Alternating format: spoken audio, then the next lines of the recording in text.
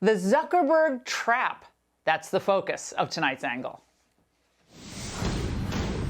Facebook's internal research is aware that there are a variety of problems facing children on Instagram. They know that severe harm is happening to children. Kids who are bullied on Instagram, the bullying follows them home. It follows them into their bedrooms. Facebook's own research is aware that children express feelings of loneliness and struggling with these things. I don't understand how Facebook can know all these things and not escalate it to someone like Congress for help and support in navigating these problems. Appearing on 60 Minutes and in the hearings on the Hill, well, former Facebook employee Frances Haugen claimed that the social media giant was knowingly hurting kids through its algorithms and posted content. Now, what's worse, she alleged the company knew about it and chose to do nothing to stop it. Now, all of a sudden, the beast first conceived at Harvard by boy wonder Mark Zuckerberg was getting hit by a bipartisan onslaught of outrage. We know from what we have learned from her that this is helping us build bipartisan support. Facebook has put profits ahead of people. My message for Mark Zuckerberg: your time of invading our privacy, promoting toxic content, and preying on children and teens is over. Does no one else think the timing of this is just a little too convenient? Biden's on the ropes, and the Democrats are barreling toward a brutal beatdown in the midterms. Could this just be a clever way to rev up the speech police against alternative points of view ahead of the election? All under the guise of protecting the children. The reconciliation bill was a culmination of my service in Congress because it was about the children. The children, the children, the children. They love citing the children. Well, let's begin with one basic fact. The left doesn't care if the culture or big business spreads content that's not appropriate for children. They never have. They literally do not care. In fact, for decades, liberals have defended, even celebrated cultural and political forces that harm children. Porn, drugs, gambling, gender bending, school shutdowns, mask mandates, and of course their holy grail of abortion. Democrats support all of it. Now, some on the left would prefer if we didn't even have children. A New York Magazine columnist named Emily Holloman recently called the decision to have children an essentially selfish one, done for fulfillment or self-betterment or boredom or peer pressure. We should pray for her because she knows not what she says. But the point is, after all they've done to damage our children and steal their innocence, we're supposed to trust them on the Facebook and Instagram issue? Color me skeptical. We've known for many years that parents should keep their kids off smartphones for as long as possible. We need to put our own phones down, myself included, and do the hard job of parenting in this very messed up world. Conservative parents have led the charge on these issues for as long as I can remember. But now suddenly, people like far-left Senator Ed Markey agrees with staunch Republican Marsha Blackburn, and we're supposed to think that he's trustworthy? Not so fast. The fact is, Republicans may be walking straight into a trap. The left's real beef with Facebook has nothing to do with the children. The kids are on TikTok, aren't they? The left doesn't like Facebook because Facebook has refused to suppress all conservative speech. That's it. The left has decided to drive conservatives off of the internet, and they're afraid Facebook won't be sufficiently loyal to their plans. They actually got away with banning the former president of the United States. And that's not enough power for the Democrats. They're that afraid of voters and free speech. Think about that for a minute. Now, this is why globalists don't mind China being in charge, frankly, because if they could, some of these really hardline Democrats would ban all dissenting opinions on social media. And just like China, they'd probably call it something like a threat to the social order, or a threat to security, or a threat to overall community or harmony. Now, this all makes sense if your goal is to maintain power by any means necessary. And let's face it, that's all they care about. Facebook could promote live sex acts and how to hunt a Christian instructionals. And the left would take their side. But because there's still some conservatives on Facebook, some conservatives, the left wants to shut it down.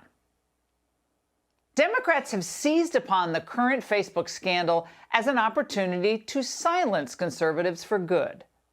You know that the insurrection occurred January 6th. Do you think that Facebook turned off the safeguards because they were costing the company money? Facebook changed those safety defaults in the run-up to the election because they knew they were dangerous.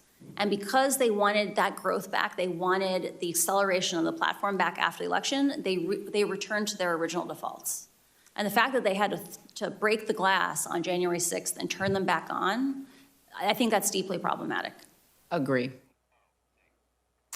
If Democrats had a supermajority, they wouldn't work with Republicans at all on these issues. They'd just pass maybe legislation that has the effect of silencing all dissenting speech. It would be directed broadly across all media and online platforms, but cloaked in terms, again, of protecting national security or their new favorite, preventing domestic terrorism. They would pack the courts to approve that legislation, and your freedom of speech, a freedom that generations of Americans have fought to preserve, would be gone. That's their real goal. A land where we're silenced, and theirs are the only voices heard.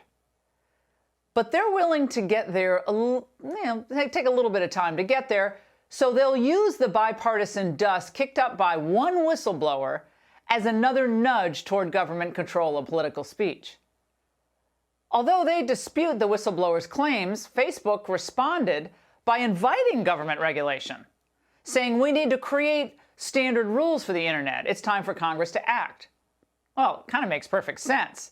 Remember, Zuckerberg himself was heavily and personally coordinating with liberal activists and poured hundreds of millions of dollars into local election offices in places like Pennsylvania.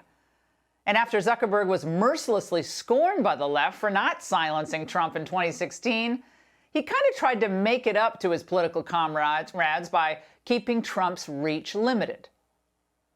Prediction. This is not going to end well for conservatives who want to challenge the left. Now, how do I know this?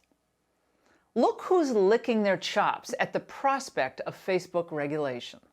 Facebook ought to be seriously regulated. It is a news source for a vast part of our country today. If it continues the way it continues, we're going to have January 6th multiple times. It allows lies to be spread unchecked, just like the big lie was spread around the world in large part because of social media. And none of it is true. We should not allow those things in our society. I do like the sweater, though. And what about the whistleblower herself? Who is she? What's her motivation for coming forward? She says she agreed to take the job only if she could work against misinformation. But after this past election, there was a turning point. They told us we're dissolving civic integrity. Like, they basically said, oh, good, we made it through the election. There wasn't riots. Fast forward a couple months, we got the insurrection. And when they got rid of civic integrity, it was the moment where I was like, I don't trust that they're willing to actually invest what needs to be invested to keep Facebook from being dangerous. The woman's a total ideologue, sorry. Those comments made my spidey senses activated. Republicans ought to be very, very careful about how to proceed here. The left can't be trusted on this issue, and the GOP may end up building a trap that will block conservative speech for years to come. Just look what the Biden Justice Department is already doing to intimidate parents. We talked about this last night, from attending school board meetings and expressing their outrage at the propaganda being taught in public schools. Remember when Biden told us that the Justice Department would be independent? What a joke that is. These days, the DOJ is just another branch of the DNC. Because the liberal weaklings at the National School Board Association don't want to face criticism for their horrible policies, they're calling on the DOJ to criminalize their political opposition. The only speech they really want to protect is when you nod in agreement with every school decision these petty bureaucrats make. You're using the FBI to intervene in school board meetings. Tell me where the line is with parents expressing their concerns, waiting for hours. When and if a situation turns to violence, it's the job of the Justice Department and local law enforcement to address that. The Attorney General's memorandum simply asked the FBI and their counterparts to ensure that state and local law enforcement has an open line of communication to report threats. There's so much nonsense in her statement. I don't know where to begin. The FBI exists to investigate whether parents getting mad at a school board meeting rises to the level of intimidation or harassment. That's now a federal matter? Think about all the threats facing America from transnational criminal syndicates, CCP cybercrimes, and open borders, and the FBI has time to zero in on what, like a 45-year-old mom complaining about her son's sophomore English reading list? The only ones guilty of intimidation here are sitting behind the big desks at the DOJ. Just thank God that Mitch McConnell, and thank God for him that Merrick Garland isn't sitting on the Supreme Court today. And by the way, we just learned tonight that the Defense Department is about to turn the screws on its own ranks, subjecting them to continuous vetting, supposedly to stop extremists within the military and other insider threats. And this will include surveillance of social media postings, for starters. We warned you last year that the left has changed since the days of Clinton and Obama. As the pain of their policy sinks in, they've just given up altogether trying to win rhetorically the voters over. They're not going to do that anymore. It's impossible. So in their desperation, they now believe forced compliance is the only way to go. And the silencing of conservatives is the only way forward.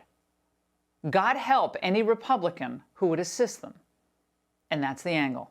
Hey, Sean Hannity here. Hey, click here to subscribe to Fox News YouTube page and catch our hottest interviews and most compelling analysis. You will not get it anywhere else.